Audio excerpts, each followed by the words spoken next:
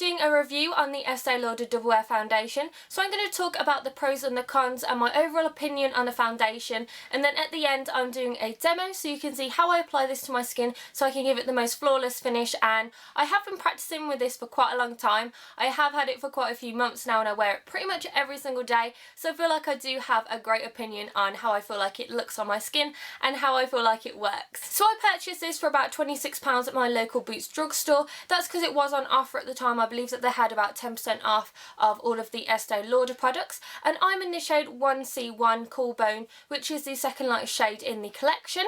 And I was actually colour matched by the lady at Boots, and she put the lightest shade on me because normally I'm the lightest shade in every foundation. She put that on me and I pretty much looked like a ghost, and it was more pale than my neck, which is not good. When you want a foundation, you don't want it to be paler than your skin. You maybe want it to be the same colour, or you want it to be a slightly darker so it gives you a little bit of colour. And I do feel like this colour is really good on my skin. I do feel like that it's really flawless, and even when I touch it, when I go like this, it's so nice and soft. It's absolutely amazing, and it doesn't really look like I'm wearing foundation. Even if you go really up close to it, it looks pretty much like it's my own skin as well. And when she colour matched me in Boots, there was about 32 different shades. So they have cool colours, warm colours and neutral colours. So they're pretty much for all different skin types and loads of different skin tones. And that's one of my big pros about this foundation, because I feel like it's great that pretty much everyone can find a foundation that suits them. It goes from the palest colours to really dark colours, and I feel like that every single person can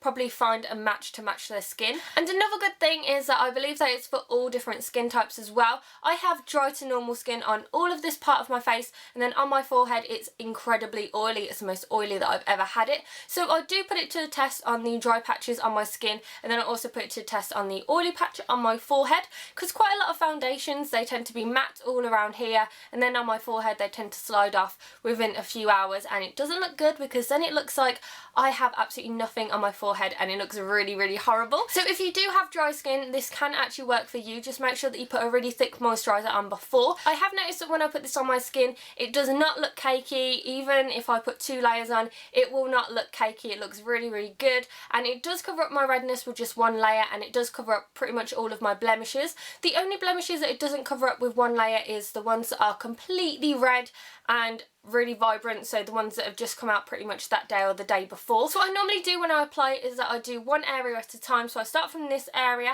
and then I apply 1 whole layer on it, and then I get the end of my Real Techniques Miracle Complexion Sponge and I dip it in the lid, and then I tend to poke it and prod it on the blemishes so it completely covers them all up, and it works really well. It is very buildable, it doesn't look cakey, and the colour match is pretty much amazing. Another great thing that I've noticed is that I only need a tiny amount on my skin. I need the littlest amount, and it goes for all of my face, and it also does 2 layers as well on the blemishes. It's pretty much amazing, because I remember when I went and got colour matched and then I got a trial for it, they gave me a tiny sample that was probably about this big, and it lasted me 10 days, and that's saying something because there was hardly anything in there, and you know for a fact that this foundation is going to last you a very long time. So this foundation pretty much stays on all day. I put it on at about 7 o'clock in the morning, and then I come home from work about 8 or 9 o'clock at night, and it's still on my skin.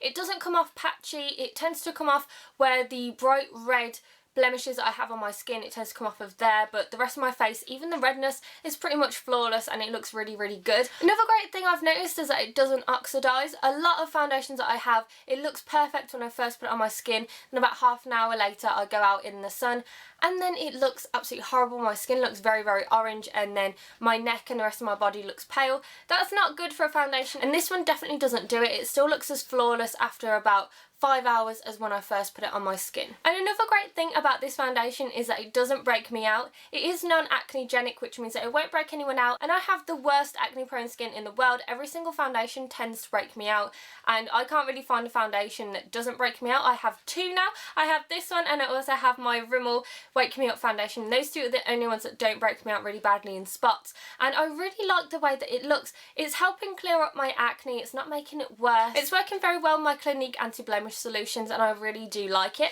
And the last pro that I have is that it has SPF in it, which is really good. It has SPF 10, and if you're like me and you're incredibly pale and you're worried about your face burning when you go out in the sun, this will stop you from burning for quite a few hours because it does contain SPF, so I wouldn't worry about that. The only thing that I would say is that if you want to have photos and when you use it for a photo shoot, it won't work very well because you would tend to have the white cast over the top because it does contain SPF. So now onto the cons, and the first con is that it doesn't stay on the red blemishes very well. It does tend to wear off after a couple of hours on the very red ones, so you tend to have some red little patches on your face where your blemishes are. But I tend to go in with my Rimmel Stay Matte powder and just press it on them, and then it seems to cover up the redness better and it works really well. Another con that I have is that it doesn't work the best on my oily forehead, and I do have to keep using pressed powder to make sure that my oils are kept at bay. I don't know if I need a different primer for this, but it does seem to work on the rest of my skin. It just doesn't seem to work on my forehead as well as I would like. Another bad thing is that it doesn't cover under eye circles that well. Now, I have the worst under eye circles you've ever seen in your life. They're very blue and horrible, and my eyes are pretty much really puffy, and it doesn't tend to cover them up very well. But if you don't have very bad under eye circles, then I wouldn't worry about that. I tend to use my MAC Pro Longwear concealer underneath my eyes because that's the only thing that actually does cover them up. So if you did want to use a different concealer under your eyes, then that's completely fine. And the last con is that it does cost quite a lot of money. It is around £30 for this little bottle of foundation. It is the normal size of a normal foundation, 30ml or 1 fluid ounce. But if you don't want to spend a lot of money on a foundation, then I suggest that you go to a drugstore. I have found a dupe for this foundation. It's not as good as an Estee Lauder foundation, but it is pretty good, and this is the Rimmel Lasting Finish 25-Hour Foundation with Comfort Serum. This is the new one that they've brought out, and the only real difference is that this one is a lot thicker as well, and also if you do use this pretty much every day, it will start to break you out. I have noticed that when I was wearing this, it was breaking me out very badly, and